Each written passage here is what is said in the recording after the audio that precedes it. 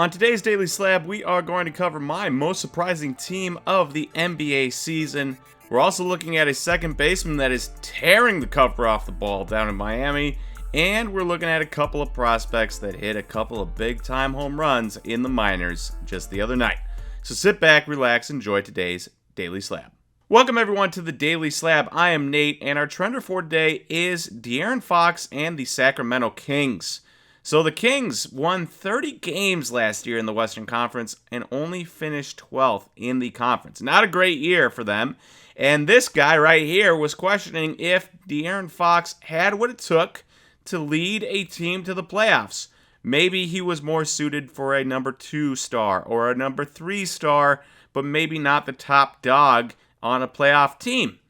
Well, 1 year later, my thoughts were wrong. De'Aaron Fox does have what it takes because he did lead the Kings to the third best record in the West. They won 18 more games than the previous year. And while it wasn't just him alone, Domantas Sabonis was spectacular all year long. One of his best seasons, if not his best season. Keegan Murray, their rookie, was spectacular all year long.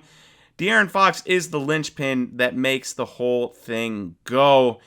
He has been incredible all year long, averaging 25 points, 6 assists, a career high in field goal percentage, and he averaged a career high in PER.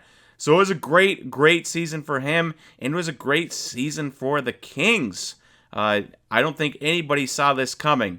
Now, their winning ways got them a trip to the playoffs, yes, but it also got them a first-round matchup with the Golden State Warriors, a fully healthy now Golden State Warriors. That is unfortunate for them, but regardless of what happens in the playoffs, just the fact that they went from a 30-win team in 12th to a 48-win team in 3rd in 1 year is incredible. Really fun to see. And what else is fun to see is De'Aaron Fox's card market has been on the move. His 2017 National Treasures rookie patch auto to 99 PSA 10, that is up 70% in the last year, up $4,200 overall. Just an incredible rise from a guy who just last year I was questioning if he had what it took, and sure enough, he does. De'Aaron Fox and the Kings, trender of the day. All right, moving on to our post of the day, and this involves the Miami Marlins' new second baseman, Luis Arraez. So you'll remember Arraez winning the batting title for the AL batting title last year with the Twins, and then he proceeded to get traded for Pablo Lopez, Jose Salas, and Byron Chourio, no relation to Jackson or Jason Chourio. But those three guys 4-1 Luis Arraez, and at the time I was shocked that Luis Arraez was worth that much. I did not think that was the case, but I am not a front office guy, so what do I know?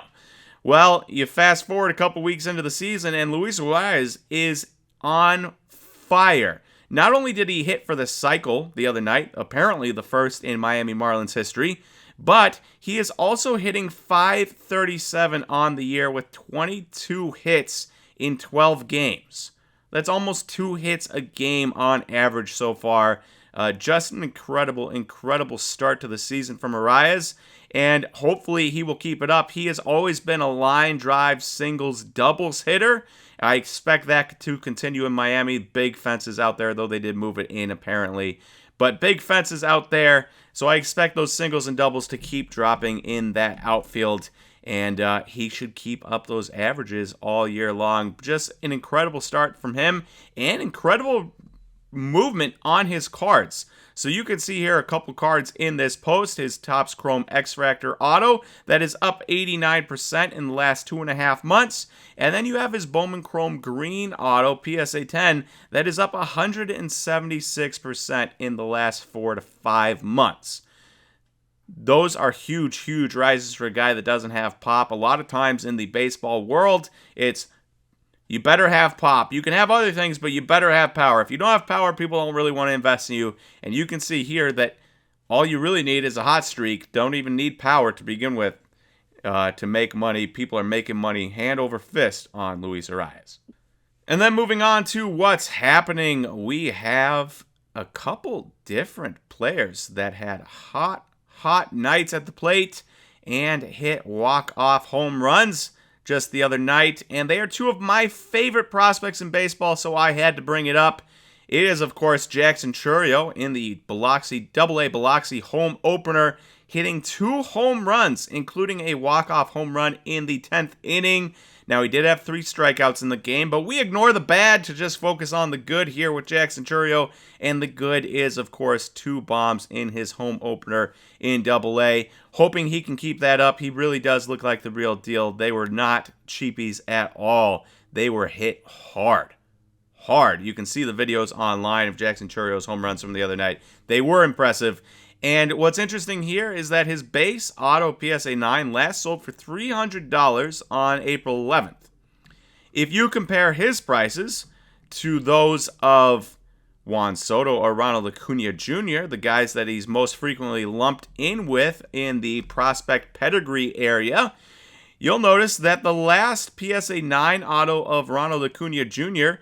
sold for $1,000 on April 8th, 2023, and the last Juan Soto auto raw sold for $975. So there is a lot of room for this card to grow from $300 to those levels if he is as good as they think he is going to be. Now, there is obviously a ton of risk. $300 is not a small chunk of change, but if he is as good as they think he's going to be, there is room for growth in these cards, even though they're still absurdly expensive. The other prospect I want to talk about was Emmanuel Rodriguez for the Twins in High A Cedar Rapids the other night. He hit a walk-off grand slam. He was 1 for 3 with a couple walks and a walk-off grand slam. I really like Emmanuel Rodriguez. He's got a great eye at the plate. He's got pop. If he can put it all together this year in High A and then move to Double A, one of the toughest jumps in the minor leagues, if not the toughest jump, and continue that production, I expect his cards to explode in price as well. Right now, a base auto PSA 9 last sold for $94. So if he can make that jump from High A to Double A and continue his good eye at the plate and his power, we are talking about a very, very nice prospect, and I do expect jumps if that is the case. All right, thank you everyone for watching today's Daily Slab. If you enjoyed this video, please click that like button and don't forget to hit that subscribe, and I will talk to you tomorrow for the next Daily Slab. See you, everyone.